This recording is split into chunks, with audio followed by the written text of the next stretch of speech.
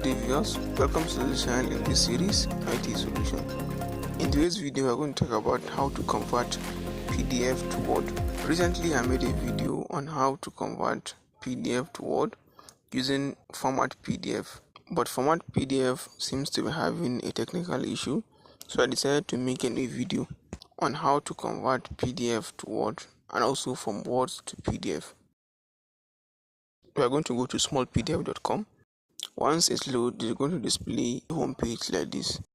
To convert PDF to Word or from Word to PDF, we're going to click on Tool here, and then we click on PDF to Word or Word to PDF, depending on the task you want to do. We're going to click here to select the PDF document, and once it's loaded, it will process the PDF tool and convert it to Word. After that, you click on the convert, and then click on download to download the file, and that's all. With Small PDF, you can do a lot of tasks. As you can see, we have a lot of tools here. Whatever you want to do, it can be you want to translate, you want to compress, you want to merge or edit.